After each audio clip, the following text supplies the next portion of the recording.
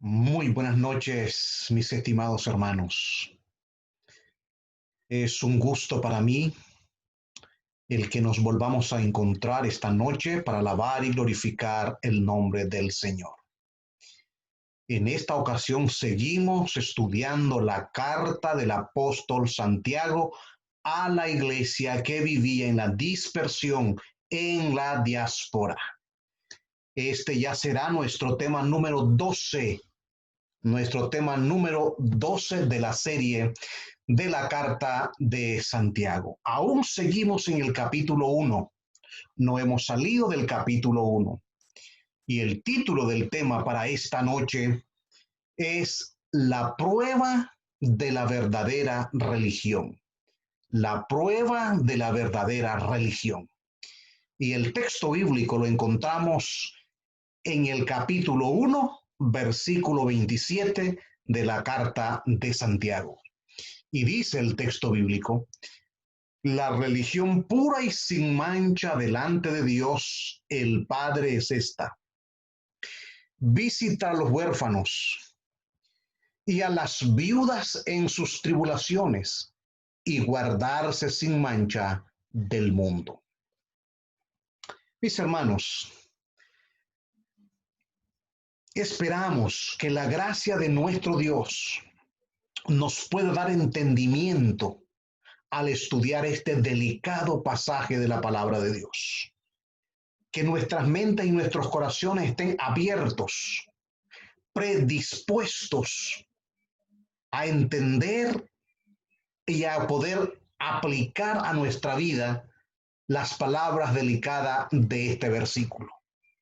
La religión pura y sin mancha delante de Dios y Padre es esta: visitar a los huérfanos y las viudas en sus tribulaciones y guardarse sin mancha en este mundo. Este último versículo de Santiago 1 gobierna el pensamiento de la unidad que le precede,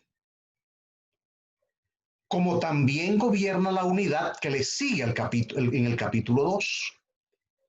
En el capítulo 1, los versículos 22 al 25, Santiago está enfocado en el hacer, en el hacer. Y en el versículo 1, capítulo 1, versículo 27, Santiago hace una declaración sobre el hacedor de tales cosas. Él declara, identifica al que hace tales cosas. Esta declaración es bien ilustrada en el argumento que Santiago nos va a presentar en el capítulo 2.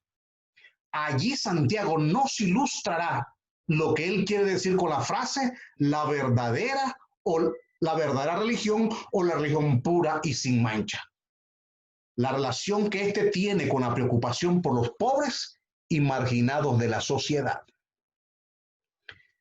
Pero en el 1.27, así como en el 1.26, la palabra traducida para religión viene del griego arqueía. Esta palabra puede también ser traducida como adoración. Cuando pensamos en adoración, nuestra mente produce inmediatamente imágenes de un templo donde las personas están congregadas cantando, alabando, orando y escuchando sermones. Pero William Barclay dice que la verdadera adoración, en lo que Dios se refiere, no reside en vestimentas elaboradas o en música bien ejecutada o en un servicio bien preparado. Reside en el servicio práctico a la humanidad y en la pureza de la vida personal. Es perfectamente posible que una iglesia se deje llevar por la belleza de sus edificios y el esplendor de su liturgia y no dejar ni el tiempo ni el dinero para el servicio cristiano práctico. Ni Santiago ni Barclay nos están diciendo que una liturgia bien elaborada, bien hermosa, que un templo bien arreglado sea inherentemente malo. No dicen eso. O que esté fuera de contexto, fuera de lugar en la adoración a Dios. Pero lo que Barclay añade en la página 62 de su comentario, dice: toda adoración es vacía e inservible a menos que las personas salgan de ese lugar para amar a Dios y servir a sus semejantes. la enseñanza que la religión externa y los ritos formales de la oración son vanos si estos carecen del cuidado y la preocupación por los necesitados. Esto no es una invención de Santiago. Los profetas como Isaías, Miqueas, Amós, Oseas y Zacarías parece que eran obcecados con el concepto de defender a los desamparados, especialmente cuando se refiere a las viudas y a los huérfanos. En el Antiguo Testamento, estos profetas del Antiguo Testamento defendían la religión pura como un acto de servir a los desprovistos. El profeta Isaías comienza su libro con un ataque a los líderes de Jerusalén, dirigiéndose a ellos en el versículo 10, 1:10 de Isaías, como gobernantes de Sodoma y pueblos de Gomorra. Y nos hace recordar las palabras de Jesús a los fariseos en Mateo 3:7, cuando le dijo: generación de víboras. Así que Isaías les deja bien claro que no se complace con los sacrificios de ofrendas, no se complace con sus días festivos, ni siquiera de sus oraciones en tales ocasiones de culto. En vez de esto, Él les implora en los versículos 16, en los versículos 16 y 17 del capítulo 1, Isaías más bien les implora a los líderes de Israel, le dice: lavaos, limpiaos, quitad la maldad de vuestras acciones delante de mis ojos, dejad de hacer el mal, aprended a hacer el bien, buscad el derecho, reprended al opresor, defended al huérfano y amparad a la viuda. Más tarde, en el mismo libro, Isaías argumenta que el verdadero ayuno, en el capítulo 58, versículos 6 y 7, les dice que el verdadero ayuno es soltar las ligaduras de impiedad, dar al oprimido libertad, compartir el pan con los hambrientos, proveer techo a los que no lo tienen y vestir al desnudo. Y con esta misma fuerza, con este mismo énfasis, el profeta Miqueas, un profeta contemporáneo del profeta Isaías ya por el siglo 8 a.C., hace eco al mismo sentido. Para Miqueas, Dios no está interesado tanto en sacrificios, en rituales, en liturgia y otros aspectos de la religión.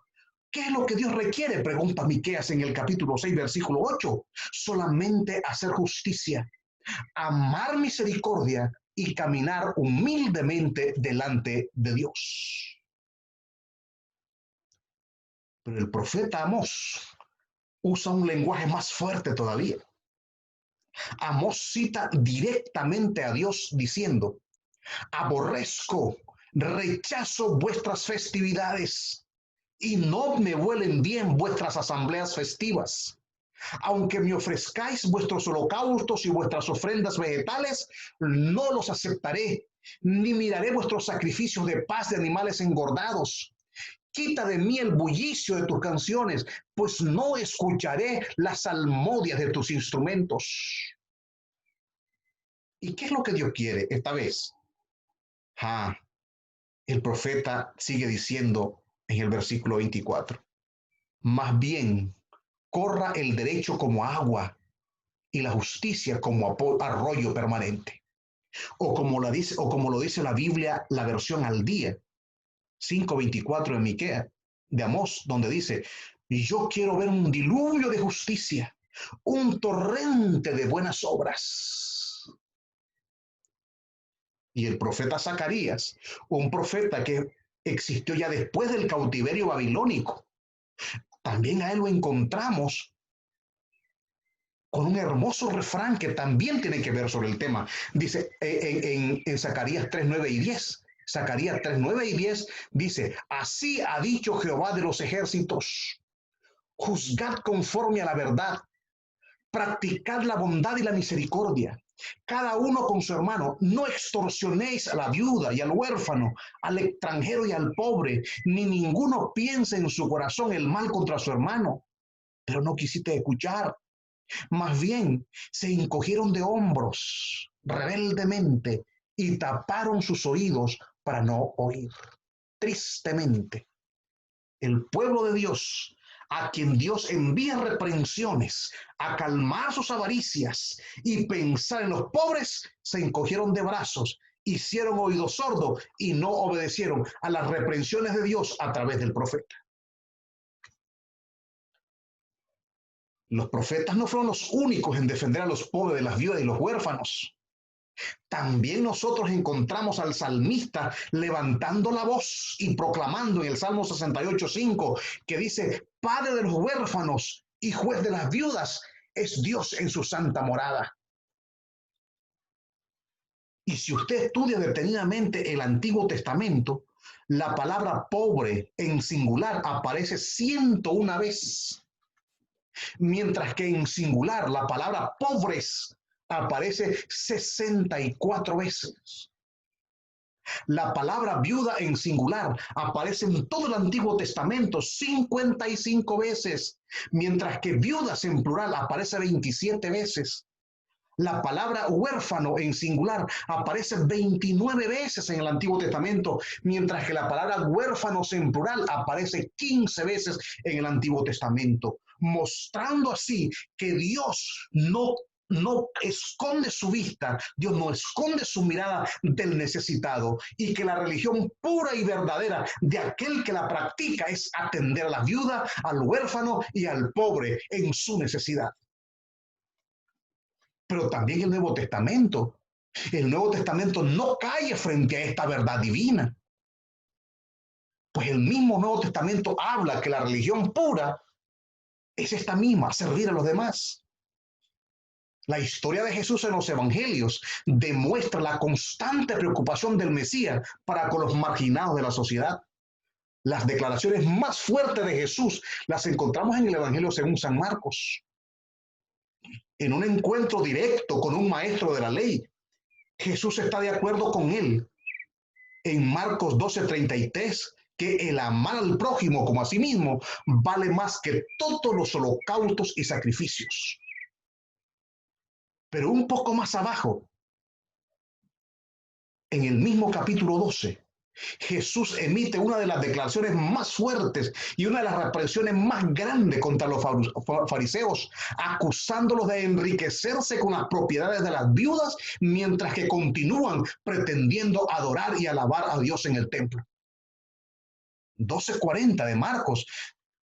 Jesucristo le dijo: estos que devoran las casas de las viudas y como pretexto hacen largas oraciones, recibirán mayor condenación. Explotaban al pobre, explotaban a la viuda y después se iban a orar. Dice el Señor: tal acto merece el desprecio divino y merece el castigo eterno. Vemos entonces a Santiago, al igual que los profetas del Antiguo Testamento, los salmos y el mismo Jesús, siendo sensible a la situación de las viudas y de los huérfanos. Es muy probable que Santiago no tenga en mente solamente a estos dos grupos marginados de la sociedad. Son mencionados aquí en forma específica, pero no creo que es lo único que tenga en mente, porque estos eran los más susceptibles, eran los más susceptibles a los abusos en la antigüedad. Estos pobres imaginados son simplemente símbolos de aquellos que eran abusados porque eran indefensos y pobres, no tenían defensores públicos ni acceso a una fundación de ayuda legal. Nadie los protegía de inescrupulosos que caían sobre ellos como buitres. Las viudas y los huérfanos representan hoy un enorme grupo de seres invisibles en este país y en muchos países que tienen que sufrir todo tipo de vejámenes y abusos simplemente por ser pobres. Las viudas y los huérfanos representan a aquellos que no consiguen empleos, representan hoy a los sin techo, a los deficientes mentales, a los niños que son sometidos a abusos físicos y emocionales, a madres que no tienen, a madres solteras que no pueden satisfacer o darle el pan a sus hijos y están por ahí en las calles pidiendo una pobre ayudita económica, unos centavitos para poder darle de comer a sus hijos. Representan también a todos aquellos que no tienen ni voz ni voto en esta sociedad. Extender las manos a estos para Santiago es practicar la religión pura y sin mancha. Y Jesús le hace eco con con las palabras de Isaías y dice que en el juicio final la entrada o la expulsión del reino tendrá que ver con esto mismo. Pues en Mateo 25, 41 al 46, Jesús es contundente cuando dijo: apartaos de mí, malditos, al fuego eterno preparado para el diablo y sus ángeles. Porque tuve hambre y no me diste de comer, tuve sed y no me diste de beber, fui forastero y no me recibisteis, estuve desnudo y no me vestisteis, enfermo y en la cárcel y no vinisteis a mí. Entonces le responderán: Señor, ¿cuándo te vimos hambriento, o sediento, o forastero, o desnudo, o enfermo, o en la cárcel y no te servimos? Entonces le responderá diciendo: de cierto os digo, que en cuanto no lo hiciste a uno de estos pequeños, tampoco lo hiciste a mí. Entonces, dice el versículo 46, irán estos al tormento eterno y los justos a la vida eterna. Así que Santiago en su capítulo 1 termina relacionando la definición anterior de la religión pura y sin mancha con la piedad práctica del creyente. Y él termina diciendo que la religión pura e incontaminada delante de Dios Padre es esta: visitar a los huérfanos, a las viudas en su aflicción, pero también dice, y guardarse sin mancha del mundo. La iglesia o el creyente individual no cumple su función cabalmente delante de Dios al envolverse en obras sociales. Si esto fuera solamente el caso, todos los trabajadores de agencias sociales serían candidatos automáticos para el reino de los cielos. Pero Santiago no está diciendo simplemente invitar a las viudas a hacer ese trabajo social. Santiago dice algo más. Dice: la religión pura e incontaminada delante de Dios y Padre es esta: visitar a los huérfanos y a las viudas en su aflicción. Nuestro compromiso con la sociedad, con los desprovistos. Pero el versículo termina diciendo: y guardarse sin mancha delante del mundo. Nuestro compromiso con Dios. Guardarse sin mancha delante del mundo. La comunidad de creyentes no se separa del mundo, no huye del mundo. La comunidad de creyentes no se aparta a una montaña y aleja un rancho aislado. El cristiano no vive una vida de ermitaño. Ya los textos anteriores nos están diciendo que debemos involucrarnos en la necesidad del mundo. Santiago y la Biblia urgen al creyente a no contaminarse en el mundo donde tienen que vivir. Es más, no podemos ser sal de la tierra viviendo en un estado de aislamiento. El creyente tiene que vivir en el mundo. Se separa del mundo solo cuando ya no hay más que hacer en él y la gracia de Dios se haya retirado de la tierra. Mientras tanto, el creyente debe vivir en el mundo asistiendo a aquellos que representan, asistiendo a aquellos que necesitan como representantes de Cristo. La expresión mundo, por tanto, según Santiago, no es una entidad aparte. El creyente vive en él, se desenvuelve en él, sirve las necesidades de los menos favorecidos, debe involucrarse en el mundo, debe ser parte del mundo, debe servir en el mundo. Mundo, según Santiago, es la diseminada disposición de los seres humanos que viven en oposición a Dios. Son valores y acciones que separan al ser humano de Dios y está en discordia con Dios. El creyente, sin embargo, vive en este mundo en discordia con Dios, pero no se deja contaminar por esos mismos valores del mundo o antivalores del mundo. La manera como no se contamina es viviendo una vida de servicio a los desfavorecidos, a los que viven separados de Dios. La manera de no contaminarse con el pecado es viviendo una vida involucrada en el servicio a los demás. Todo aquel que mantiene su mente ocupada trabajando para Dios, sirviendo a los demás, no tendrá tiempo para servir con su mente al pecado. Evitar ser contaminados por el mundo se alcanza al no vivir el contaminado sistema de valores que se opone a la voluntad de Dios. El sistema que desprecia al pobre. Para Santiago, aquellos que no se envuelven en obras de caridad viven iguales al mundo. Todo cristiano que no da de lo suyo, que no sirve, vive como un mundano. La religión que pretende adorar a Dios en espíritu y en verdad y en su nivel vertical deberá también ver a Cristo encarnado en los marginados del mundo. Esta es nuestra adoración horizontal, este es nuestro servicio horizontal. Por eso Santiago dice que tenemos una adoración vertical, apartarnos del mal, guardarnos del mal, pero igual adoración es esa adoración horizontal, servir al necesitado. Si ignoramos esta segunda parte de nuestra vida religiosa, nuestra religión es falsa, es impura y está contaminada, pues implica que estamos viviendo en los valores del mundo y viviendo para el mundo y viviendo para sí y no viviendo para el reino de los cielos. La iglesia deberá ser relevante para la sociedad. La iglesia debe marcar la diferencia. La iglesia debe representar a Dios bajo un mundo de servicio, de entrega. El mundo debe ver que esta iglesia es diferente.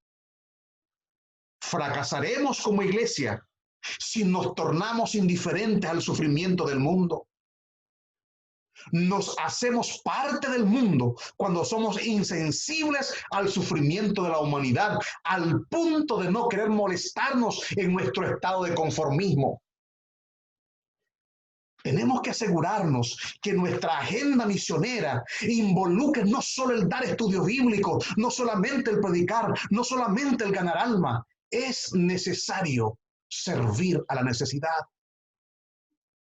El trabajo misionero tiene que ser tan amplio, tan suficiente como para involucrar a los menos afortunados que nosotros. Solo Dios nos puede dar esa gracia. Solo Dios nos puede dar esa visión. Solo Dios puede hacernos darnos el poder para llevar a cabo la misión de esta manera. Dios nos hace un llamado al compromiso total. Dios nos está diciendo a través del apóstol Santiago, a través de los profetas, a través de Jesús y a través de toda la Biblia, que la religión pura y sin mancha es aquella que sirve a los demás, sirve a las viudas, sirve a los huérfanos, sirve a los necesitados. Hay en abundancia, están por las calles, están por todos lados, están en la casa de la viejita, en la casa del enfermo, en la casa del oprimido. Hay campo suficiente para demostrar nuestra verdadera religión. Es necesario vivir la vida cristiana de esta manera para que sea pura, pero también apartarse del mal. Santiago está diciendo que nuestra adoración tiene dos direcciones. La dirección vertical que me impele, que me exhorta a vivir puro, pero también la adoración horizontal que me exhorta a vivir sirviendo al más necesitado. Si una de ambas fallan, entonces mi religión ya no es verdadera, mi religión es falsa. Por eso Santiago está diciendo, la verdadera religión, pura y sin mancha, es servir a los necesitados y guardarse del mal. ¿Quiere responder al llamado de Dios? Quisiera decir, yo quiero cambiar mi estilo de religión. Quiero servir al necesitado. Quiero dar de comer al pobre. Quiero atender sus necesidades.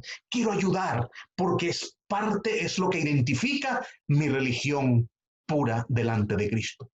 Quiera Dios, mis queridos hermanos, que este mensaje pueda llegar a tu corazón y puedas determinadamente, decididamente, entonces servir al necesitado y apartarse de todo pecado. Que Dios te bendiga y que Dios te guarde.